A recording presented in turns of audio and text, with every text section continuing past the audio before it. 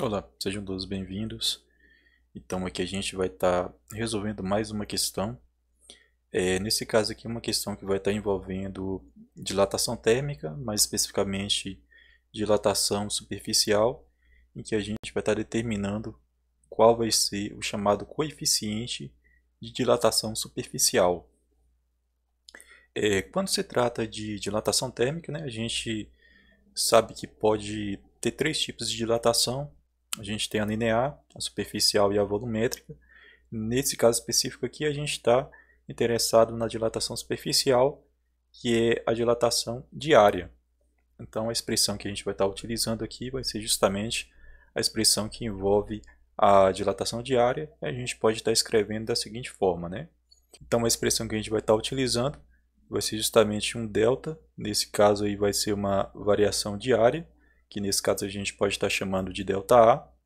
Essa variação diária ela vai ser proporcional aí à chamada área inicial, aqui eu estou indicando por A0, vezes o coeficiente de dilatação, o beta-I, vezes a variação de temperatura, que para a gente vai ser ΔT. Então essa expressão aqui ela serve para a gente estar utilizando toda vez que envolver um problema que tem dilatação de superfície, né? Dilatação diária ou dilatação superficial.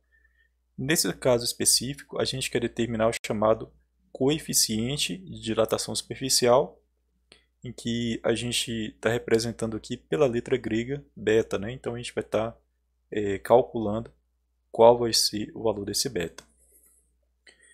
Por essa expressão aqui, a gente percebe que para você determinar esse beta aqui, né? A gente determina esse beta, é necessário que você conheça algumas coisas. Primeiro, a gente saiba aqui qual vai ser a variação diária. Então, essa variação diária aqui, a gente vai estar considerando, né, o valor que foi dado na questão. Aqui fala que tem uma chapa retangular, que tem essas dimensões, inicialmente a 0 grau, depois passa para 60 e a área aumenta de 0,072 centímetros quadrados. Então, justamente esse valor aqui vai estar representando para a gente essa dilatação diária. Então, o nosso ΔA aqui vai estar valendo 0,072 centímetros quadrados, né, que corresponde aí ao aumento de área. A gente vai estar precisando também da área inicial. No caso aqui da questão, foi falado que é uma chapa retangular, que apresenta as dimensões 20 por 30, né? Então a gente vai estar imaginando aí que a gente tem uma chapa, né, na forma de um retângulo, e foi dado essas dimensões de 20 centímetros por 30 centímetros, e a gente quer saber qual vai ser o valor dessa área aqui, né? Então, quando a gente tem um retângulo, para você calcular, no caso, a área de um retângulo, basta você multiplicar a base vezes a altura. Nesse caso aqui, então, a gente vai estar multiplicando 30 por 20, o resultado é 600 centímetros quadrados, né? Então, aqui a nossa área inicial, né, que está sendo indicada por esse A0 aí, essa área inicial, então, corresponde ao valor de 600 centímetros quadrados, né? Lembrando que isso aqui a gente fez o cálculo, conhecendo as dimensões do retângulo, e agora faltou só a variação de temperatura, né, o nosso ΔT. Nesse caso aí, a gente, para indicar a variação de temperatura, basta saber qual a temperatura inicial, qual a temperatura final. Lembrando que esse ΔT aqui vai estar significando temperatura final menos a inicial, que no nosso caso aqui vai ficar 60 menos 0, né?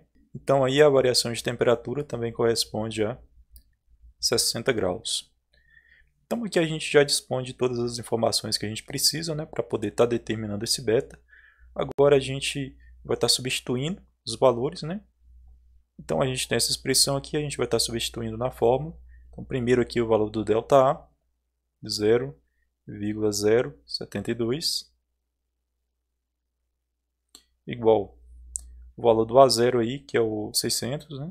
Então igual a 600 vezes o beta que a gente vai estar calculando, vezes a variação de temperatura, que corresponde a 60.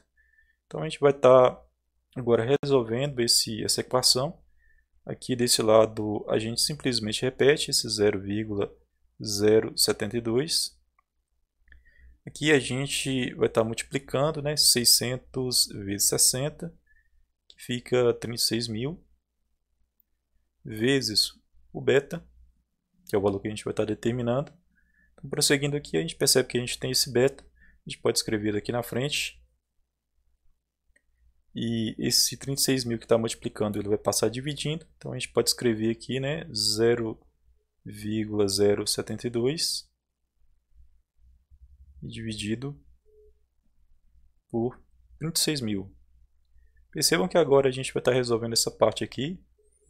Para facilitar um pouco a resolução, a gente pode transformar tanto esse número de cima quanto de baixo em potências de 10, esse aqui de cima. Então a gente pode escrever como 72 vezes 10 elevado, né? Aqui depois da vírgula tem 3 casas decimais, então a gente coloca elevado a negativo 3. E aqui a gente tem 36 vezes 10 elevado a... Então aqui são 3 zeros, você coloca positivo 3. Então agora basta a gente fazer aqui o cálculo, né? 72 por 36, então fica 2. E essa divisão aqui de potência, né? Potência de mesma base, é só você conservar a base. Vai estar subtraindo os expoentes, então vai ficar negativo 3. Aqui fica negativo também, né? Negativo 3 com negativo 3, então negativo 6. Então esse valor aqui ele vai estar correspondendo ao coeficiente de dilatação superficial desse material aí, né? Então, espero que todos tenham entendido aí. Até a próxima.